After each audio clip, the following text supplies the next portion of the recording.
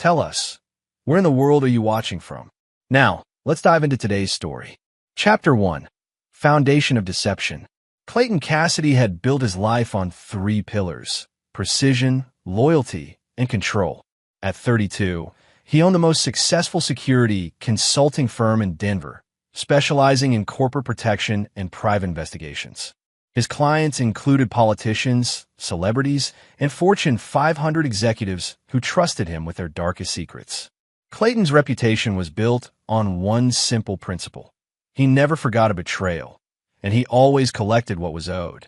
Standing 6'3" with steel-gray eyes and calloused hands from years of military training, Clayton commanded respect wherever he walked. Former Special Forces, he'd served 3 tours before transitioning to private security. His methodical nature and ability to read people had made him wealthy, but had also made him solitary.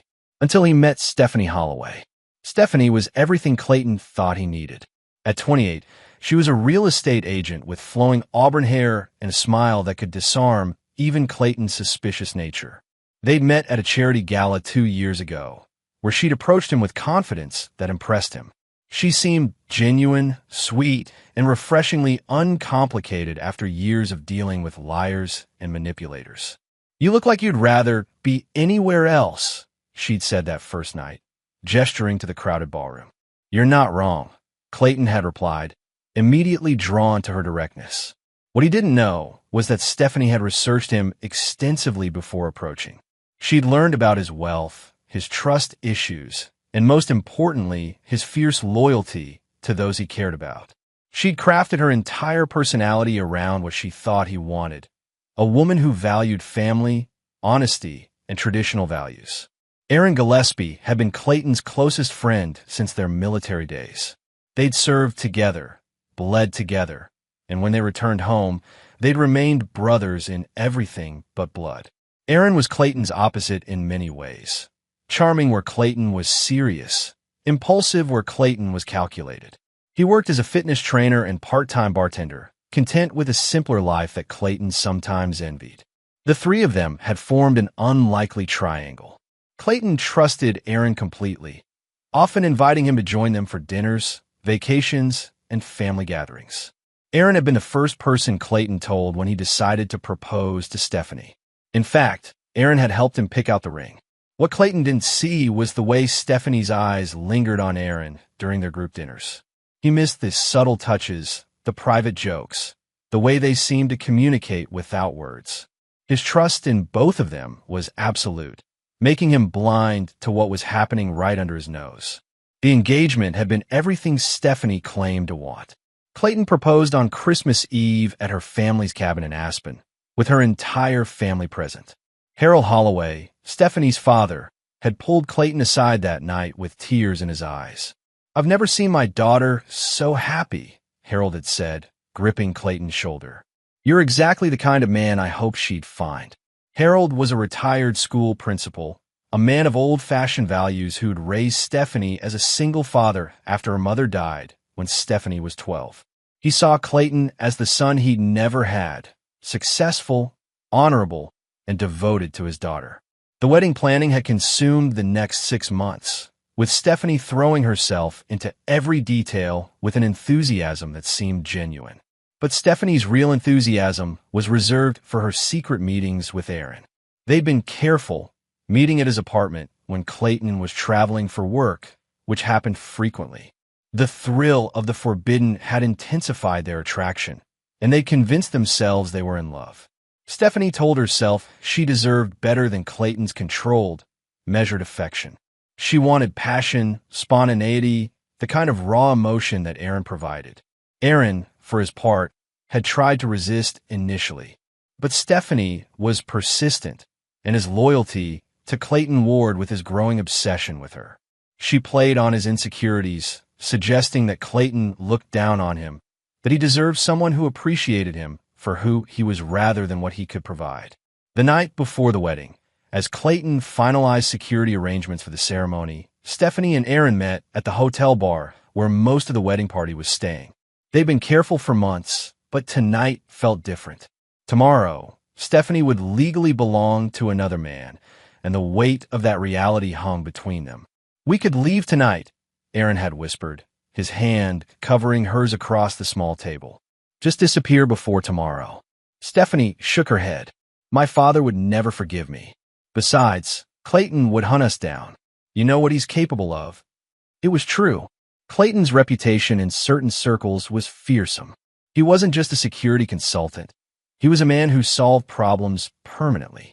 But Stephanie had a different plan, one that would let her have everything she wanted while destroying the man who thought he owned her. Chapter 2. Cracks in the Foundation. The morning of the rehearsal dinner, Clayton noticed subtle changes he'd dismissed before. Stephanie seemed distant during their private breakfast, her usual chatter replaced by nervous energy. When he mentioned adjusting their honeymoon plans to include a stop in Ireland, something she'd mentioned wanting to see, she barely responded. "Everything okay?" he asked, studying her face with the same intensity he used to evaluate potential threats. "Just wedding nerves," she replied, not meeting his eyes. "There's so much to coordinate." Clayton accepted the explanation because he wanted to. His world was built on reading deception, but love had made him willfully blind to the signs. He spent the day handling last-minute security arrangements, ensuring the venue was properly protected and that his team was positioned to handle the high-profile guest list. The rehearsal dinner was held at the Holloway family estate, a sprawling property that Harold had purchased during better financial times.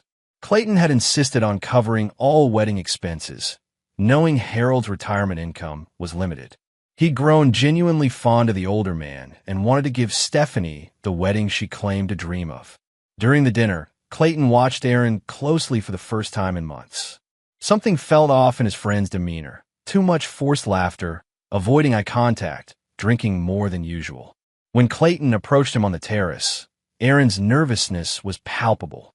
"Big day tomorrow," Clayton said, offering Aaron a scotch. "Thanks for standing with me, brother." Aaron's hand trembled slightly as he accepted the glass. "Wouldn't miss it, Clay. You know that." But Clayton did know something was wrong now. Aaron's tell had always been the same since their military days. He touched his left ear when lying. He'd just done it 3 times in 30 seconds. Clayton's mind shifted into operational mode. Years of training kicked in as he began cataloging inconsistencies. Stephanie's phone constantly buzzing with texts she wouldn't explain, Aaron's sudden interest in working late at the gym when he usually joined their evening plans, the way they both tensed when he entered a room unexpectedly. That night, Clayton lay awake beside Stephanie, watching her sleep. Her phone sat on the nightstand, and for the first time in their relationship, he considered violating her privacy. But he didn't need to. Her phone lit up with a message at 2:17 a.m. "Aaron, can't wait to hold you tomorrow night." Clayton's blood turned to ice as he read the preview text. His military training had taught him to remain calm under fire, but this betrayal cut deeper than any enemy bullet. Quietly, he took photos of the message with his own phone, then began planning. By dawn, Clayton had accessed Stephanie's phone while she showered. The message history painted a picture that made his jaw clench with rage. Months of secret meetings, declarations of love, and most damning, detailed discussions about their plan for after the wedding. "Stephanie, once we're married, I'll have access to everything. Clayton's prenup has a clause about infidelity. If he cheats, I get half of everything. But if I cheat and he divorces me, I get nothing. Aaron, so what's the plan?" "Stephanie, we make him cheat first. I know exactly how to push his buttons. There's a woman in his past, Sarah Travis, his ex-fiancé from before the military. She's divorced now, works at that gallery downtown. A few strategically placed encounters, some photos, and we'll have our evidence." "Aaron, that's cold, Steph. Even for you." "Stephanie, it's survival, baby. I deserve more than being some control freak's trophy wife. Besides, after what Clayton's done to people who crossed him, isn't it poetic justice?" Clayton's hands clenched as he read further. They'd been watching him, learning his patterns, planning to destroy him systematically. But what made his rage turn white-hot was the final exchange from the previous week. "Aaron, sometimes I feel guilty. Clay trusts me completely. Stephanie, trust is a weakness in men like him. They think their loyalty should be returned, but loyalty is earned. He's never earned mine. He just assumed it. Clayton closed the phone and stared at his reflection in the bathroom mirror. His face was a mask of control, but his eyes burned with something cold and calculating. They wanted to play games? He'd show them what a real strategist could do. The wedding was scheduled for 4 p.m. at St. Catherine's Cathedral, with reception to follow at the Grand Hyatt. 300 guests, including several of Clayton's most influential clients and contacts. Stephanie and Aaron thought they were going to humiliate him publicly. Instead, they just provided him with the perfect stage for their own destruction. Clayton spent the morning making phone calls to certain contacts. Men who owed him favors, professionals who specialized in finding information that people preferred to keep buried. By noon, he had dossiers on both Stephanie and Aaron that would have impressed his old intelligence unit. The most interesting discovery was Aaron's gambling problem, hidden debts to some very dangerous people that Stephanie knew nothing about. And Stephanie's real estate career was built on a foundation of lies to clients and falsified documents. They both had secrets that could destroy them, and Clayton now held every card. At 3 p.m., as he adjusted his tuxedo one final time, Clayton's phone buzzed with a message from his private investigator. Package delivered to your suite. Everything you requested is included. Clayton smiled for the first time in 24 hours. It wasn't a pleasant expression. Chapter 3. The Revelation. The cathedral was magnificent, adorned with white roses and golden light filtering through stained glass windows. 300 guests filled the pews, including several city council members, federal judges, and corporate executives who respected Clayton's reputation. Harold Holloway sat in the front row, tears already forming in his eyes as he waited to walk his daughter down the aisle. Clayton stood at the altar beside Aaron, who was sweating despite the cool interior temperature. Father McKenna, who had known Clayton since his youth, smiled warmly as they waited. The organist began the processional, and the guests rose as the bridal party appeared. Stephanie looked stunning in her Vera Wang gown, a family heirloom veil flowing behind her as she walked arm in arm with her father. Her smile was radiant, the perfect picture of a blushing bride. But Clayton saw through the performance now. Every gesture was calculated, every expression designed to sell the illusion. As Harold placed Stephanie's hand in Clayton's, the older man whispered, "Take care of her, son." "I will," Clayton replied, meaning something entirely different than Harold intended. The ceremony proceeded normally through the vows. Stephanie's voice trembled with what the guests assumed was emotion, but Clayton recognized as nervous excitement. She was minutes away from what she thought would be her victory. Aaron's hands shook as he held the rings, and twice he had to wipe sweat from his forehead. Father McKenna reached the traditional question. If anyone present knows of any reason why these two should not be joined in marriage, speak now or forever hold your peace. The cathedral fell silent. Clayton felt Stephanie's hand tense in his as she waited for the moment to pass. Instead, Clayton reached into his jacket pocket and pulled out a small remote control. "Actually, Father," Clayton said, his voice carrying clearly through the cathedral, "I believe our guests should know exactly who they're witnessing take vows today." The massive screen behind the altar, installed for displaying scripture during services, flickered to life. Clayton had arranged for additional screens throughout the cathedral to ensure every guest had a clear view. The first image was a photograph of Stephanie and Aaron kissing in his apartment, taken 3 weeks ago. The cathedral erupted in gasps and murmurs. Stephanie's face went white, and Aaron stepped backward as if he'd been struck. "Clay, what are you?" Stephanie started, but her voice was cut off as audio began playing through the cathedral sound system. It was a recording of their conversation from 2 nights ago, crystal clear and devastating. "Once we're married, I'll have access to everything. We make him cheat first. I deserve more than being some control freak's trophy wife." Harold Holloway stood up slowly, his face a mask of horror and rage. Around the cathedral, guests were pulling out phones, some recording, others texting frantically. The city's social elite were witnessing the spectacle of the year. Clayton turned to face his bride, his voice carrying to every corner of the cathedral. Did you really think I'd gotten this far in life by being careless, Stephanie? I've toppled governments and destroyed corporations. Did you imagine that two amateur schemers could outmaneuver me? Stephanie's composure finally cracked. You bastard. You spied on me. I protected myself, Clayton corrected. Something I learned never to neglect. Aaron tried to move toward the exit, but Clayton's security team, positioned throughout the cathedral, blocked every doorway. They weren't there for the wedding's protection. They were there to ensure no one left until Clayton was finished. The screen changed to display financial records showing Aaron's gambling debts. Over $200,000 owed to some very unforgiving people. Then it shifted to Stephanie's falsified real estate documents and evidence of her fraud against elderly clients. The beautiful thing about the truth, Clayton continued, is that it doesn't care about your plans. Harold Holloway walked slowly toward the altar, his face twisted with shame and fury. When he reached Stephanie, his hand moved before anyone could react. The slap echoed through the cathedral like a gunshot. How could you? He whispered, his voice breaking. How could you do this to a man who loved you? To me? Stephanie's facade finally shattered completely. Daddy, you don't understand. Understand perfectly, Harold cut her off. I raised a monster.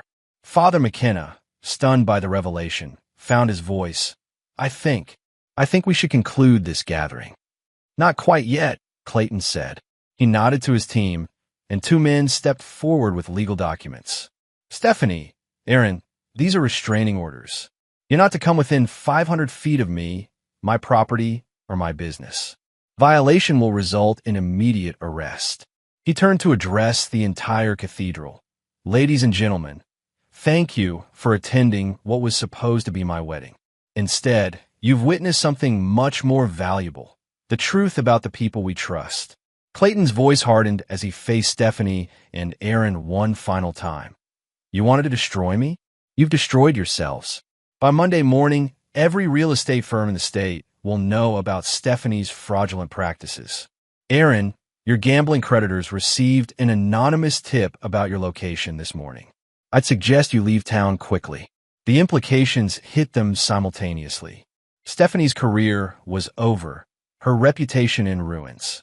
Aaron's life was now in danger from the people he owed money to, and their humiliation had been witnessed by the most influential people in the city. As the cathedral slowly emptied, Harold Holloway approached Clayton. His eyes were red with tears and shame. Clayton, I'm so sorry. I thought I knew my daughter. Clayton's expression softened slightly for the older man. Harold, this isn't your fault. You raised her with good values. What she chose to do with them was her decision. Is there anything I can do? Any way to make this right? Clayton considered for a moment. Actually, there is. I have a proposition for you. Chapter 4, The Aftermath. The Grand Hyatt Ballroom had been transformed for a reception that would never happen.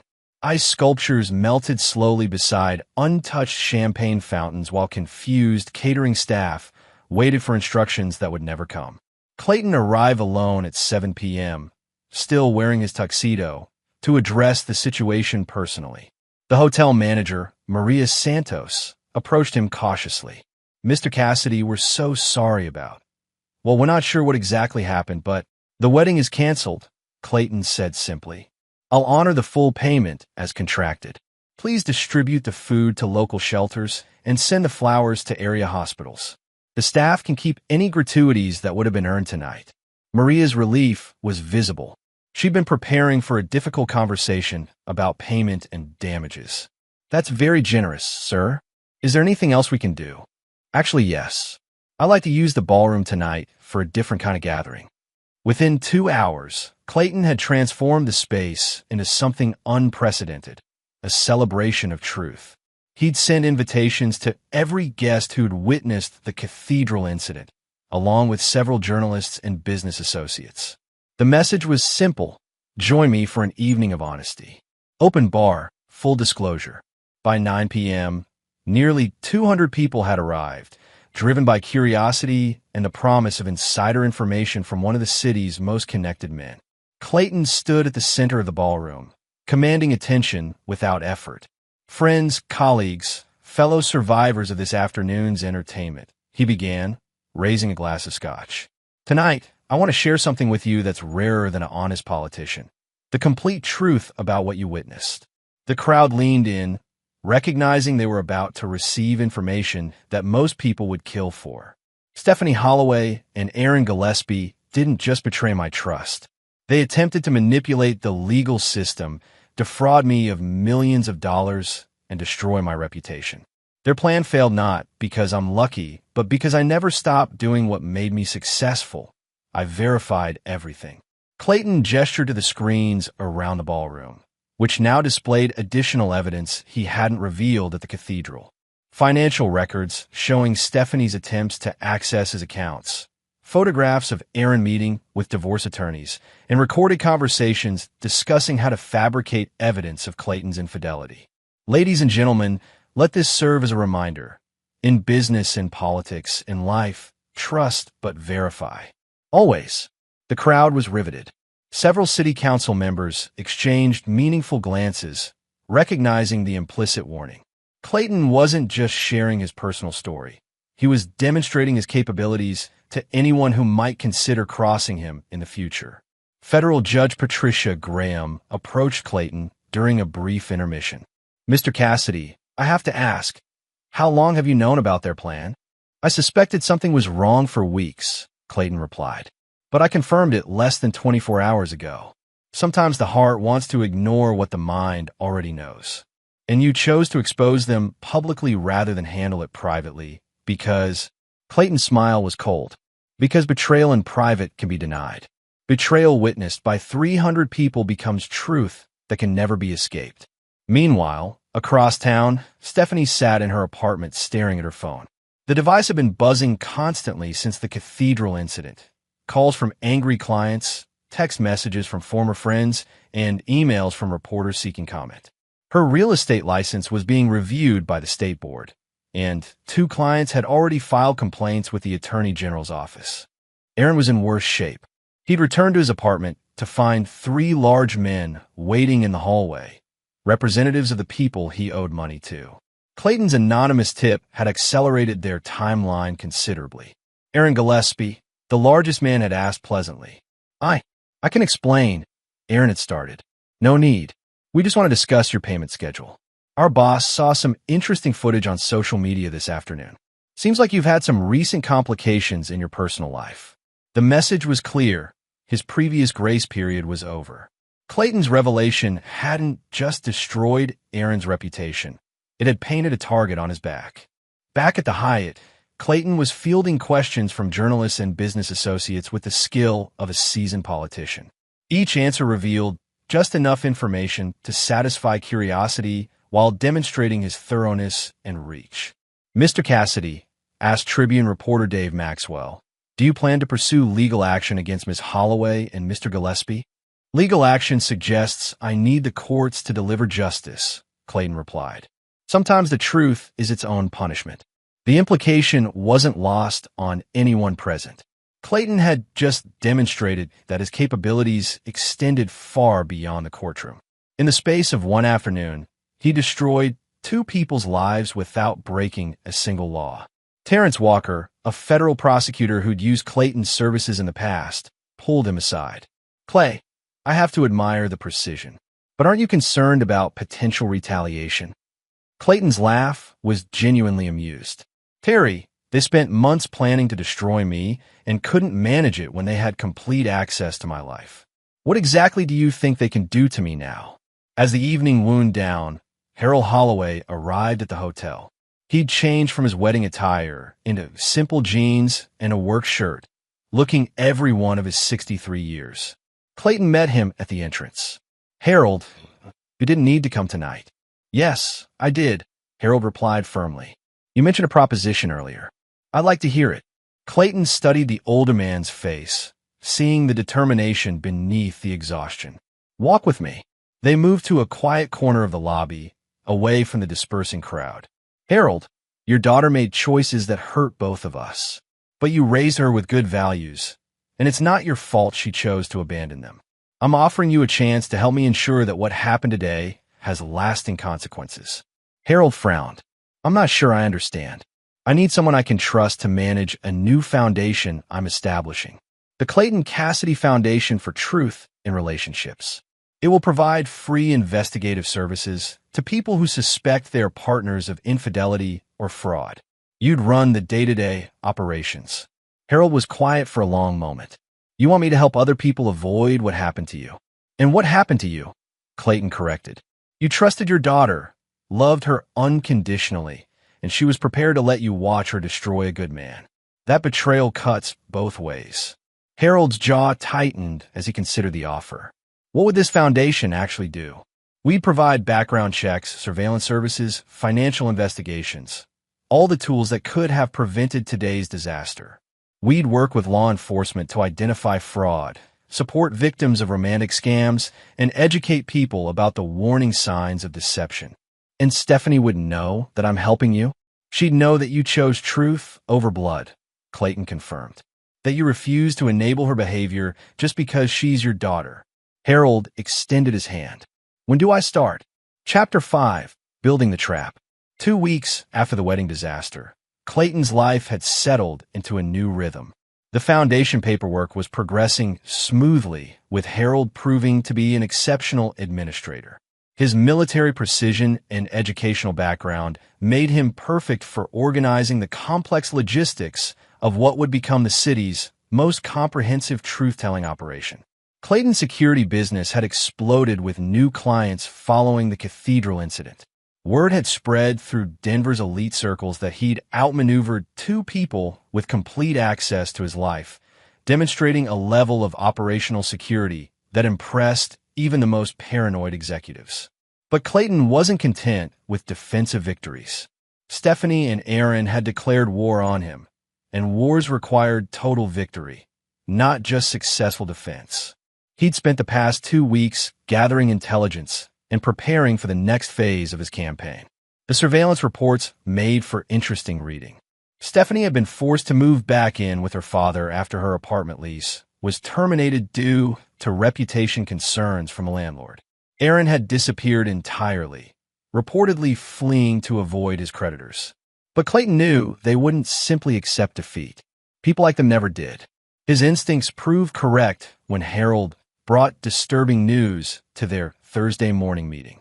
She's been asking questions, Harold said, his weathered face grim. About your business, your clients, your financial setup. She thinks she can find something to use against you. Clayton wasn't surprised. What kind of questions? Whether you've ever bent any laws for clients. Whether you have enemies who might want to hurt you. She's fishing for ammunition, trying to find someone who might help her strike back. And you told her? Harold's expression hardened.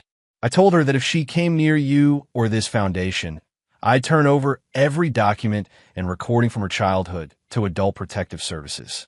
She has a pattern of manipulation that goes back years. Teachers she lied about, friends she betrayed, boys she hurt. I kept records of everything, hoping she'd outgrow it. Clayton studied the older man with new respect. You've been documenting her behavior for years. A parent notices things, Harold said quietly. I kept hoping she'd change, that she'd find her conscience. I enabled her by cleaning up her messes, making excuses for her behavior. That ends now. Clayton opened his laptop and pulled up surveillance footage from the previous evening. Then you should know that she met with Russell Becker last night at Morrison's bar. Harold's face went white. Russell Becker was a disgraced former police detective who'd been fired for corruption and now worked as a private investigator for anyone willing to pay his fees. He specialized in digging up dirt on people who'd crossed his clients, using methods that often skirted the edge of legality. What does she think Russell can find on you? Harold asked. Nothing, Clayton replied confidently, because I've been preparing for this possibility since I was 18 years old. Every business transaction, every client relationship, every potential legal exposure has been carefully managed and documented. But Russell doesn't know that yet. Clayton pulled up another file, Russell's complete dossier, including his financial records, criminal contacts, and personal vulnerabilities. Mr. Becker has a drinking problem, a gambling addiction, and a desperate need for money to pay his ex-wife's medical bills. He's exactly the kind of person who makes mistakes when he's under pressure. Harold leaned back in his chair. You're going to trap him. I'm going to let him trap himself, Clayton corrected. Stephanie hired him to find dirt on me, but she doesn't know that Russell has already approached 3 of my competitors trying to sell information about my clients. Industrial espionage, violation of attorney-client privilege, conspiracy to commit corporate sabotage. The charges write themselves. Clayton's phone buzzed with a text from a surveillance team. Subject entering target building now. Right on schedule, Clayton murmured, then looked at Harold. Would you like to watch your daughter destroy her last chance at a normal life? Harold's nod was grim, but resolute. Clayton's conference room had been converted into a monitoring station, with multiple screens showing different angles of the office building where Russell Becker operated his one-man detective agency. Clayton's team had been watching the building for days, documenting everyone who came and went. At 2:17 p.m., Stephanie entered the building wearing dark sunglasses and a baseball cap, a disguise that might fool casual observers but was useless against professional surveillance. She was carrying a manila envelope that Clayton's sources confirmed contained every piece of personal information she'd gathered about him during their relationship. She's giving him everything, Harold said, watching his daughter on screen. Bank account numbers, client names, personal habits, everything she learned while you trusted her. Clayton's expression remained calm. She's also committing several felonies in the process. Conspiracy to commit identity theft, attempted corporate espionage, and violation of privacy laws. Russell doesn't realize it yet, but he's about to become an accessory to federal crimes. The meeting lasted 47 minutes. When Stephanie left, she looked confident for the first time since the wedding disaster. She thought she'd finally found a way to strike back at the man who'd humiliated her. What she didn't know was that Russell's office was under FBI surveillance as part of an ongoing investigation into his previous activities.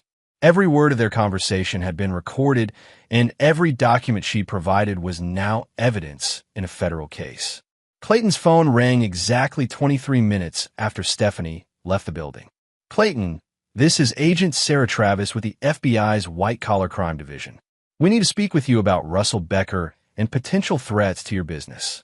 Clayton smiled as he recognized the voice. Sarah Travis, his ex-fiancée from before his military service, now a federal agent investigating the same case. Stephanie's research had been accurate but incomplete. Sarah was indeed divorced and working in law enforcement, but she was also leading the investigation that would ultimately destroy anyone foolish enough to target Clayton's business. Agent Travis, Clayton replied smoothly. I'd be happy to cooperate with your investigation. Should I bring my attorney? That won't be necessary, Sarah replied. This is a courtesy call. We're about to arrest Russell Becker for multiple federal crimes, and we wanted to inform you that your ex-fiancée, Stephanie Holloway, may have unknowingly made herself an accessory. We'll need you to review some evidence and confirm which information she would have had access to. Clayton looked at Harold, who was listening to the conversation with growing amazement. I'll be there within the hour, Clayton said. After hanging up, Harold shook his head slowly. You knew this would happen. I engineered this to happen, Clayton corrected. Stephanie thinks she's playing chess, but she's actually playing checkers against a grandmaster. Every move she makes leads her deeper into legal jeopardy. Harold was quiet for a moment. What happens to her now? That depends on how much she cooperates with the FBI investigation, Clayton replied. If she's smart, she'll accept a plea agreement and testify against Russell. If she's stubborn, she'll go to prison for conspiracy and espionage charges. And either way, her life as she knew it is over. Clayton's smile was cold but satisfied. Her life as she knew it ended the moment she decided to betray my trust. Everything since then has just been consequences catching up to her choices. As they prepare to leave for the FBI office, Clayton's phone buzzed with another message. This one from an unknown number. Clayton, it's Aaron. We need to talk. I have information about Stephanie that you need to know. She's planning something worse than what you've seen so far. Harold read the message over Clayton's shoulder. Is he telling the truth? Clayton studied the message for a long moment, then replied with a single word. Where? The response came immediately. Riverside Park, East Bench, 8 p.m. tonight. Come alone. This is bigger than you know. Clayton showed the message to Harold, who frowned deeply. It could be a trap, Harold warned. Probably, Clayton agreed. But Aaron's too desperate to be clever right now. His creditors are closing in. The FBI is investigating his connection to Russell, and he knows I have enough evidence to destroy him completely. If he's reaching out, it's because he's terrified of something worse than me. What could be worse than you? Clayton's laugh was genuinely amused. Harold, you're about to learn something important about human nature. There's always someone more dangerous lurking in the shadows. The question is whether Aaron has stumbled into their web, or whether Stephanie has been playing a much deeper game than either of us realized. Chapter 6. The Deeper Game. Riverside Park at 8 p.m. was nearly deserted, the autumn chill keeping most evening joggers and dog walkers inside. Clayton arrived 15 minutes early, using the time to scout the area and position his security team at strategic points. Aaron might be desperate enough to arrange an ambush, but Clayton had survived too many actual wars to be caught off guard in a city park. Aaron appeared exactly on time, looking like a man who hadn't slept in days. His usually perfect appearance was disheveled, his expensive fitness clothing replaced by a worn hoodie and jeans. He moved cautiously toward the bench, constantly checking over his shoulder. "You came," Aaron said as he sat down, maintaining distance between them. "You said you had information," Clayton replied, his voice neutral. "Talk." Aaron pulled out a burner phone and showed Clayton a series of text messages. "These are from Stephanie. She sent them this morning." Clayton read the messages, his expression growing darker with each line. "Aaron, I know you think this is over, but it's just beginning." Clayton thinks he's won, but he has no idea who he's really dealing with. "Meet me at the warehouse district tonight.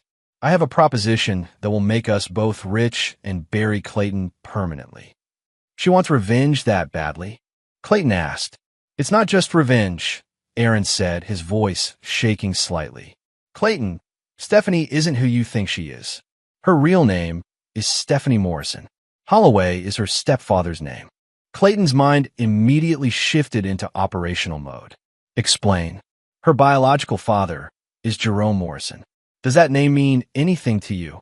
It did. Jerome Morrison had been a defense contractor who'd attempted to sell classified military technology to foreign buyers 8 years ago. Clayton's security firm had been hired to investigate suspicious activities at Morrison's company, and Clayton's evidence had led to Morrison's arrest and conviction. Morrison had died in federal prison 3 years ago, but not before swearing revenge against everyone who destroyed his life. "She's Morrison's daughter," Clayton said, the pieces falling into place. "More than that," Aaron continued. "She's been planning this for years. The charity gala where you met? She researched everyone who'd be there and targeted you specifically. Our relationship, the engagement, everything, it was all designed to get close enough to destroy you." Clayton felt a cold rage building, but his voice remained controlled. "How long have you known?" "I suspected something was wrong a few months ago, but she didn't tell me the truth until last week. She said once you were humiliated and financially ruined, we could disappear together with whatever money she managed to steal." "But Clayton," Aaron's voice broke slightly. "She never planned to take me with her. I was just another tool." "Prove it." Aaron pulled out a small recording device. "I've been recording our conversations since I figured out what was really happening. She admitted everything. Her real identity, her father's death, her plan to bankrupt you and frame you for criminal activities." Clayton took the device and pocketed it. "Why are you telling me this now?" "Because she's not done," Aaron said desperately. "The FBI investigation, the public humiliation, none of that was the real plan. She wanted you to think you'd won, so you'd let your guard down. Tonight, she's meeting with people who can make you disappear permanently." Clayton's blood chilled. "What people?" "Mercenaries. Professional killers. She used some of her father's old contacts to hire them. The plan is to make it look like a business rivalry gone wrong. Someone you exposed or destroyed decided to get even." Clayton was already reaching for his phone to contact a security team when Aaron grabbed his arm. "There's more," Aaron said urgently. "Harold is in danger too. She blames him for choosing you over her. The foundation, your friendship with him. She sees it as the ultimate betrayal." Clayton's phone was buzzing with an incoming call. The caller ID showed Harold's number. Harold, Clayton answered. Clayton, thank God. Harold's voice was tense and frightened. Someone broke into my house.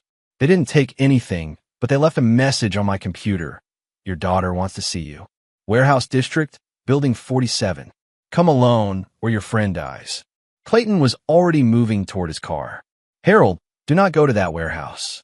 Call 911 immediately and get to the police station. I can't let anything happen to you because of my daughter's choices, Harold protested. And I can't let anything happen to you because of mine, Clayton replied. Get to safety. That's an order. Clayton hung up and turned to Aaron. You're coming with me. What? No, I'm not going anywhere near. Aaron, Clayton's voice cut through the darkness like a blade.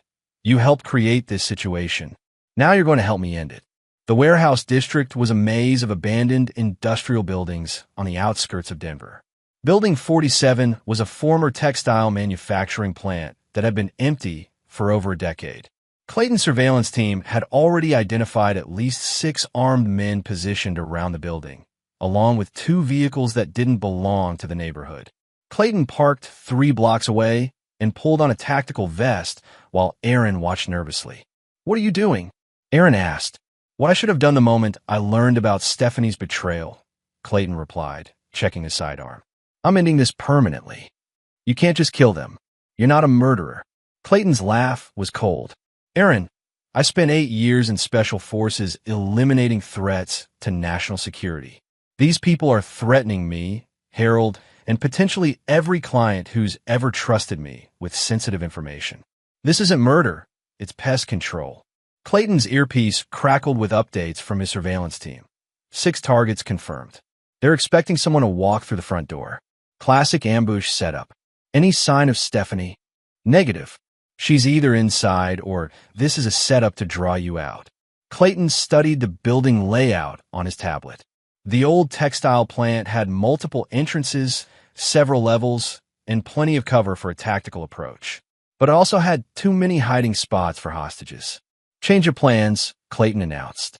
Aaron, you're going to call Stephanie and tell her you want to meet. Tell her you're ready to help her finish this. But you want to see her first before you do anything to me. She'll never believe that.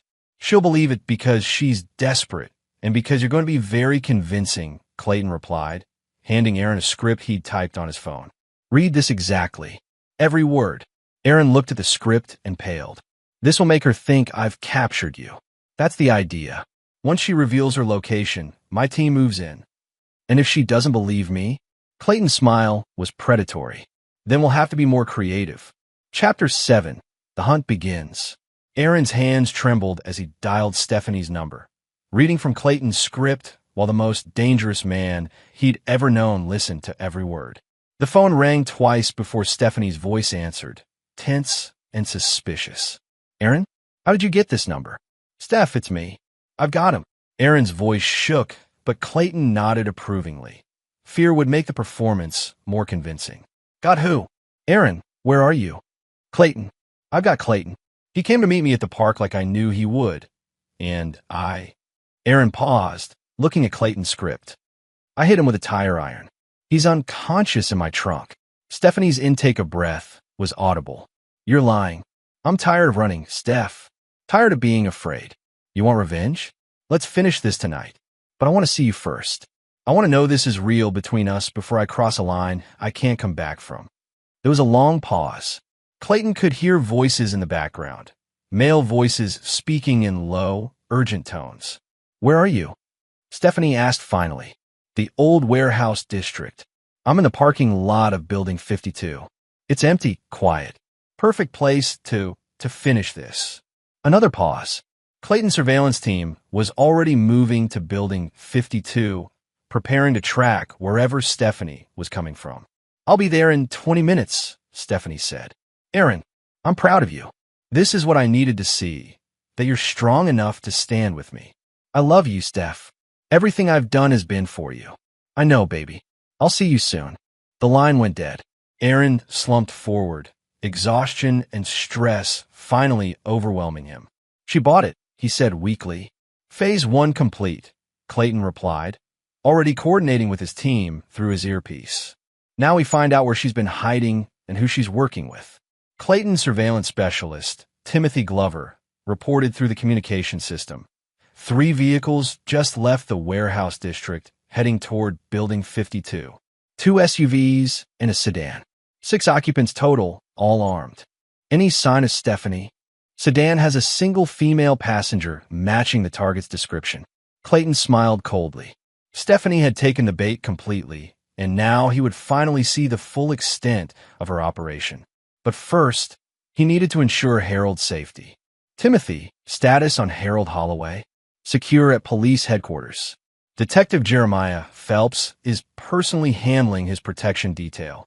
Clayton's relationship with the Denver Police Department was complicated but functional. Several detectives owed him favors for information that had closed major cases, and Detective Phelps was one of his most reliable contacts in law enforcement. Good.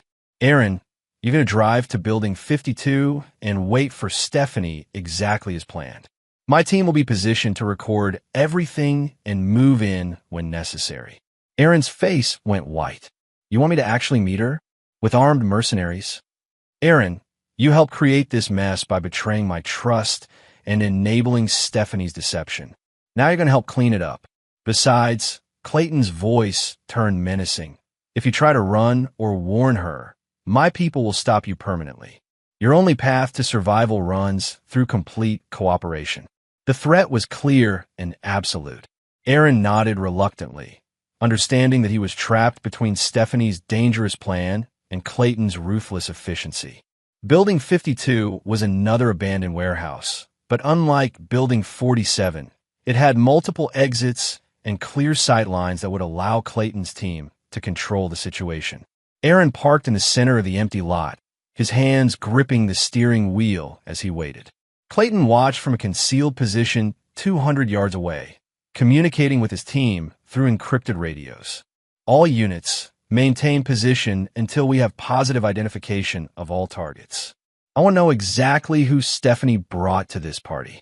The first SUV arrived at 9:43 p.m., circling the building twice before parking at the far end of the lot.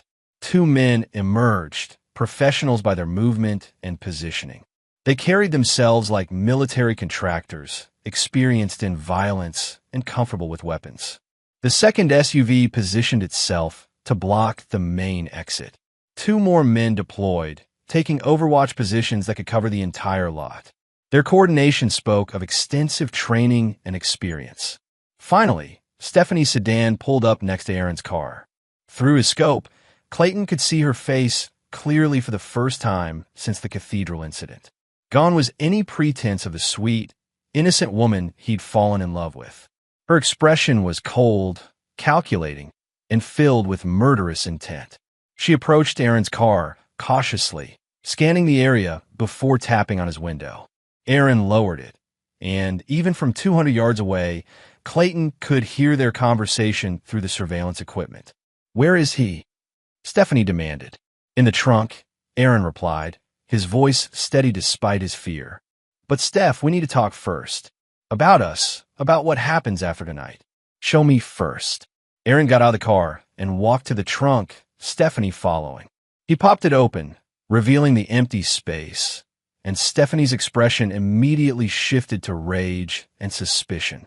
"You lied to me," she snarled. "I had to," Aaron said desperately. "Steph, he knows everything. He knows about your real father, about the plan, about the mercenaries. We need to run tonight before." "Before what?" Clayton's voice cut through the darkness as he emerged from the shadows, his weapon trained on Stephanie. "Before you murder an innocent man to satisfy your daddy's posthumous revenge fantasy?" Stephanie spun toward him, her hand moving towards something in her jacket, but laser sights from multiple directions suddenly painted red dots across her body.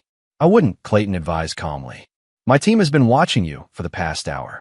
We know exactly where your hired killers are positioned, and they're currently being detained by federal agents." It was true.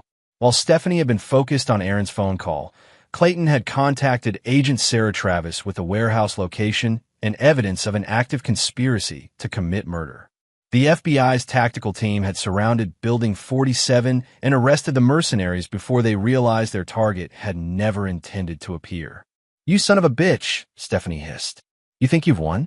You destroyed my father, destroyed my family, and you think there won't be consequences? Your father destroyed himself when he chose to sell military secrets to foreign governments," Clayton replied. "I just made sure he couldn't endanger any more American soldiers. And you destroyed yourself when you chose revenge over justice." Stephanie's laugh was bitter and unhinged. "Justice? You call what happened to my family justice? My father was a patriot who saw how corrupt the military-industrial complex had become. He was trying to level the playing field. He was trying to profit from treason," Clayton corrected. "And now his daughter is following in his footsteps." Police sirens were approaching in the distance. Agent Travis and her team were closing in to arrest Stephanie for conspiracy to commit murder, along with the various federal crimes connected to her revenge plot. But Stephanie wasn't finished. "Clayton, you think this ends with my arrest? You have no idea how deep this goes. My father had partners, people who believed in his cause. This isn't over." "Yes, it is," Clayton said firmly.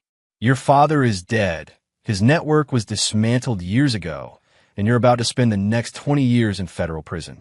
Your revenge dies with your freedom." As the FBI vehicles surrounded the parking lot, Stephanie made one final desperate play. She pulled a small device from her jacket, a dead man's switch connected to explosives. "If I can't have my revenge," she screamed, "then everyone dies tonight." Clayton's response was immediate and decisive. The suppressed gunshot dropped Stephanie instantly, the device flying from her hand to clatter harmlessly across the asphalt. His military training had taught him to neutralize threats without hesitation, and Stephanie Morrison had just graduated from annoyance to lethal danger. Agent Travis was the first to reach them, weapon drawn, but lowered when she saw the situation was contained. "Clayton, are you all right?" "I'm fine, Sarah. Aaron needs medical attention for shock, and you'll want to check that device for explosives." As the FBI secured the scene, Clayton felt a strange sense of completion. The threat that had stalked him for months was finally eliminated. But he also knew that Stephanie's final words weren't empty threats. Jerome Morrison's network had been extensive, and other survivors might eventually surface seeking their own revenge. For now, though, the immediate danger was over. Justice had been served, and Clayton Cassidy had once again proven that betraying his trust carried permanent consequences. Chapter 8: Total Victory. 3 months after the warehouse confrontation, Clayton sat in his office reviewing the final FBI reports on the Morrison network. Agent Sarah Travis had been thorough in her investigation, uncovering a web of connections that stretched back years and involved multiple criminal enterprises. "The last of Morrison's associates was arrested in Miami yesterday," Sarah reported during their weekly briefing. "Marcus Webb, former CIA operative turned arms dealer. He'd been planning to continue Stephanie's work, but our surveillance caught him meeting with known terrorists." Clayton nodded, satisfied. "Any remaining threats?" "None that we can identify. The Morrison network is completely dismantled. Your actions in the warehouse saved dozens of lives and potentially prevented a major terrorist attack." Harold knocked on the office door, entering with his weekly Foundation report. At 73, he looked healthier and more focused than he had in years. Running the Truth Foundation had given him a sense of purpose that retirement had lacked. "The Foundation processed 47 cases this week," Harold announced. "We've exposed 12 cheating spouses, prevented 3 marriage frauds, and helped 6 families avoid financial scams. The success rate is unprecedented." Clayton smiled with genuine satisfaction. The Foundation had become more successful than he'd initially envisioned, serving as both a public service and a powerful deterrent to anyone considering romantic fraud in the Denver area. "Any interesting cases?" Clayton asked. "Actually, yes. A wealthy widow contacted us about her new boyfriend, a charming younger man who seemed too good to be true. Our investigation revealed he was running the same scam on 5 different women simultaneously. Outcome: all 5 women are pressing charges. He's looking at 15 years for fraud and identity theft." Clayton's reputation had only grown stronger following the Morrison affair. Corporate clients now viewed him as someone who could handle threats they couldn't even imagine, and his security consulting business had expanded internationally. But perhaps the most satisfying development was Aaron Gillespie's transformation. Following his cooperation with the FBI and his role in exposing Stephanie's murder plot, Aaron had entered a federal witness protection program. More importantly, he'd undergone extensive therapy for his gambling addiction and had emerged as a genuinely reformed man.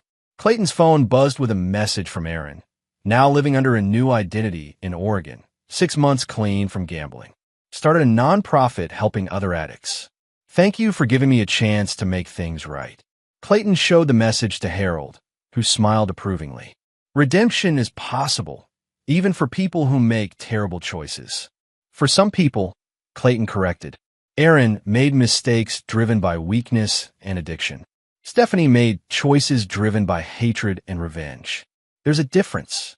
The difference had become even clearer during the FBI's psychological evaluation of Stephanie before her death. The report revealed a deeply disturbed individual who had spent years planning elaborate revenge scenarios, not just against Clayton, but against anyone she perceived as having wronged her family. She had detailed files on over 30 people, Sarah had explained. Judges, prosecutors, FBI agents, military officials, anyone connected to her father's case. Clayton, you weren't her only target. You were just the first. The realization that he'd prevented a potential massacre had shifted Clayton's perspective on the entire affair. What he'd initially seen as personal betrayal had actually been a much larger threat to public safety. Detective Jeremiah Phelps visited Clayton's office that afternoon with an update on related cases. The weapons cache we found in Stephanie's storage unit would have armed a small military unit. She'd been planning something catastrophic. Any idea what her ultimate target was? Based on her journals and computer files, she wanted to bomb the federal courthouse during a ceremony honoring her father's victims. She estimated it would have killed over 200 people, including several families of soldiers who died because of her father's treason. Clayton felt a cold satisfaction knowing that his actions had prevented such a tragedy. Justice wasn't just about personal revenge.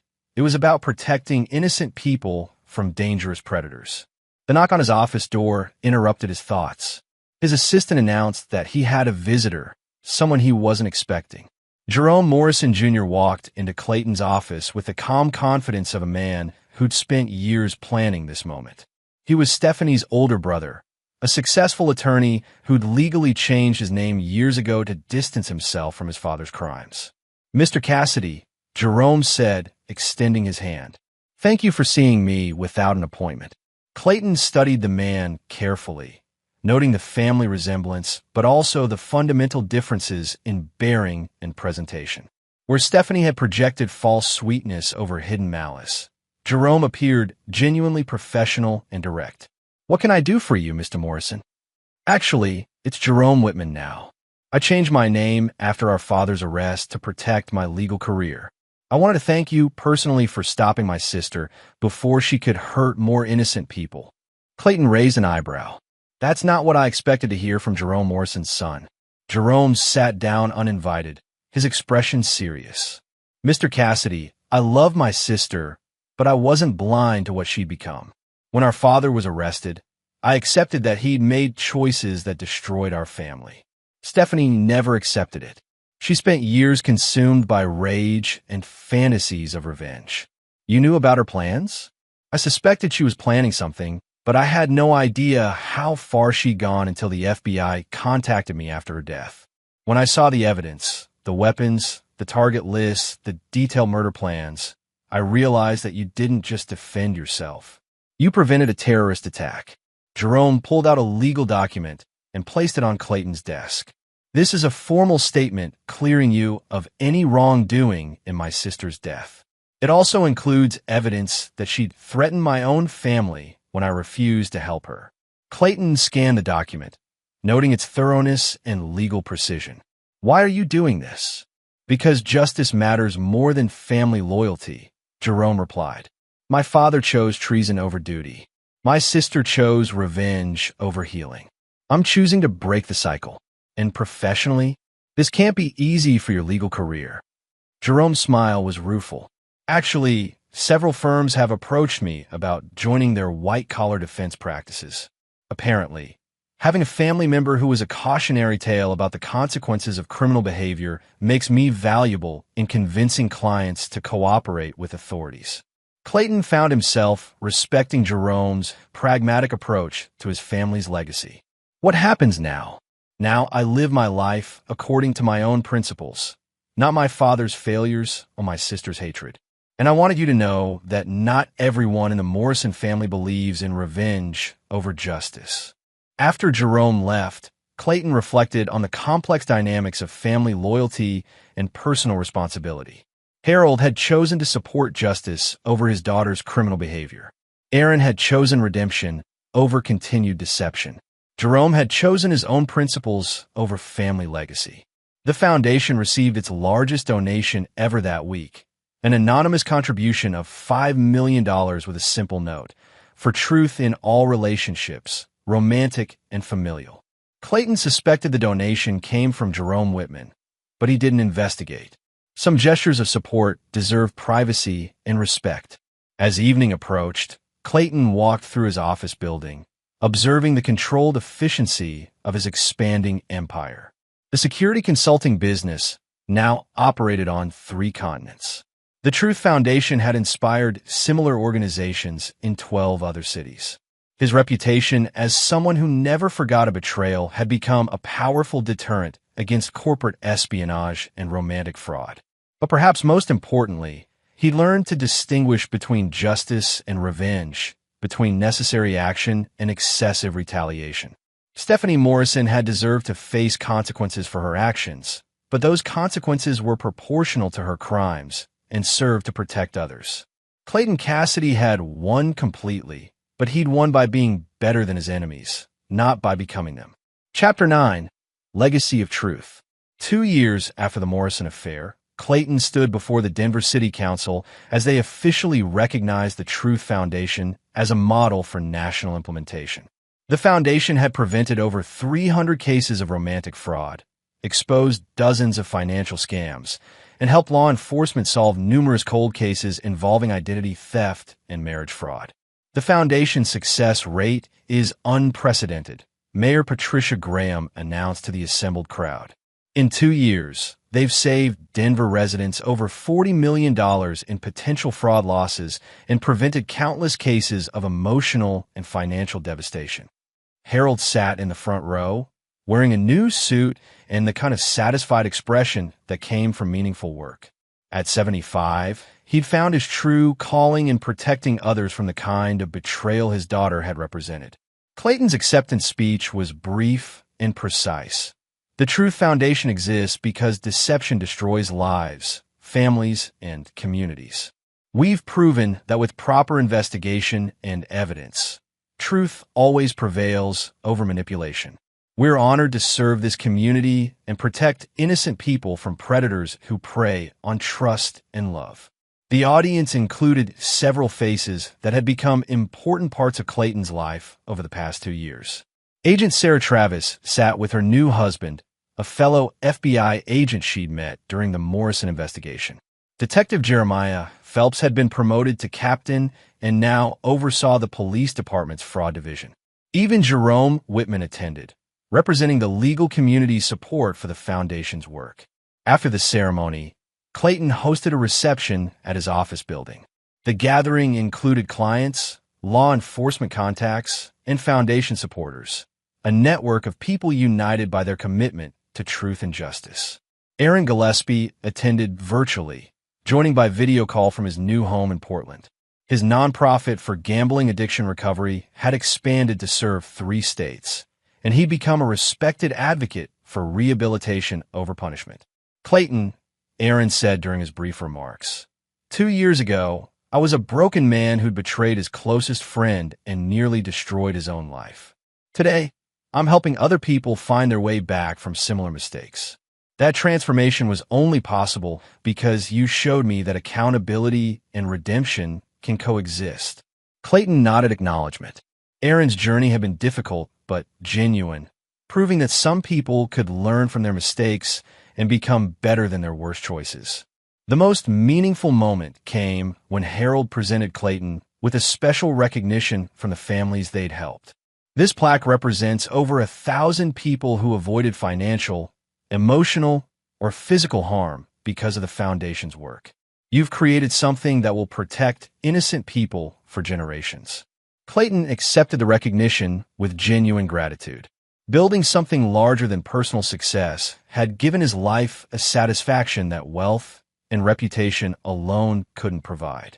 As the reception wound down, Clayton found himself in conversation with Dr. Emma Washington, a psychologist who'd helped develop the Foundation's victim support programs. Clayton, I have to ask, do you ever wonder what might have happened if you'd handled the Morrison situation differently? If you try to help Stephanie instead of exposing her? Clayton considered the question seriously. Dr. Washington, I spent months trying to understand why someone I loved could plan such elaborate deception. The investigation into her background revealed years of manipulation, fraud, and escalating criminal behavior. Stephanie Morrison wasn't a troubled woman who made a mistake. She was a predator who'd spent her adult life destroying other people's lives. But surely some intervention could have prevented the terrorist attack she was planning. Clayton interrupted gently. The weapons cache, the target lists, the detailed plans to murder hundreds of innocent people. Some people can't be saved because they don't want salvation. They want destruction. Dr. Washington nodded slowly. You're right, of course. It's just difficult to accept that some people are beyond redemption. The difficult truth is that redemption requires genuine remorse and a willingness to change, Clayton replied. Aaron had both. Stephanie had neither. My job isn't to save everyone. It's to protect the innocent from those who can't be saved. Later that evening, Clayton sat in his private office reviewing the Foundation's expansion plans. They'd received requests from law enforcement agencies in 15 states to establish similar programs. The model was scalable and effective, proving that truth-based investigation could prevent crime more efficiently than traditional reactive policing. His personal security business continued to thrive, but Clayton found himself increasingly focused on the Foundation's mission. Protecting people from romantic and financial predators felt more meaningful than corporate security consulting, though both served important purposes. Clayton's phone rang with a call from an unlisted number. He answered cautiously, unsure who would contact him through such secure channels. Mr. Cassidy, this is Secretary of Homeland Security Dave Maxwell. I hope you have a moment to discuss a matter of national importance. Clayton straightened, recognizing the name from his government contacts. Of course, Mr. Secretary.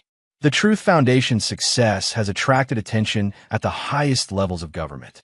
We're seeing a massive increase in romance scams targeting military families, federal employees, and defense contractors. These operations appear to be coordinated by foreign intelligence services seeking to compromise American security personnel. Clayton immediately understood the implications. You want to expand the Foundation's mission to include counterintelligence operations. Exactly. We're prepared to provide significant federal funding and resources to help you identify and neutralize these threats before they compromise national security. Your track record suggests you're uniquely qualified for this type of work. Clayton smiled, recognizing the opportunity to serve his country while expanding the Foundation's protective mission. I'd be honored to discuss the details. Excellent. We'll arrange a briefing at the federal building next week. Mr. Cassidy, your work in Denver has already prevented multiple security breaches that we're only now fully understanding. This expansion could protect thousands of American families and preserve countless military secrets. After the call ended, Clayton reflected on how far he'd traveled from the broken man standing in an altar 2 years ago. Stephanie Morrison's betrayal had been devastating, but it had also revealed his true calling, protecting innocent people from predators who exploited trust and love for personal gain. Harold knocked on the door and entered with the evening security report. Building is secure, all staff have departed safely, and tomorrow's schedule is confirmed. Harold, how do you feel about expanding our operations to serve military families nationwide? Harold's eyes lit up with interest. That sounds like exactly the kind of work this foundation was meant to do. When do we start?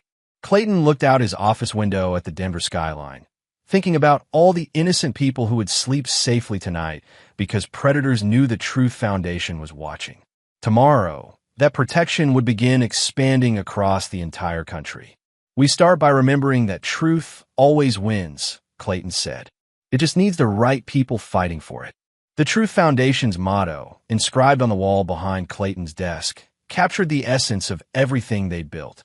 In truth we trust, in justice we serve, in love we protect. Clayton Cassidy had won more than personal victory over his betrayers. He'd created a legacy that would protect innocent people from deception and manipulation for generations to come. The wedding that never was had become the foundation for something far more valuable than marriage, a commitment to truth that could never be broken by lies. And in the end, that was the most complete victory possible, turning personal betrayal into public service, transforming private pain into protection for others, and proving that truth, once defended properly, could never again be defeated by deception. The man who'd once trusted blindly had become the guardian who helped others see clearly.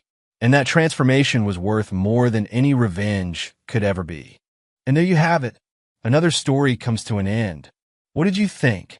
I'd love to hear your thoughts in the comments below. If you enjoy this story, consider joining our community by subscribing. It means the world to us. For more stories like this one, check out the recommended videos on screen. And I'll see you there.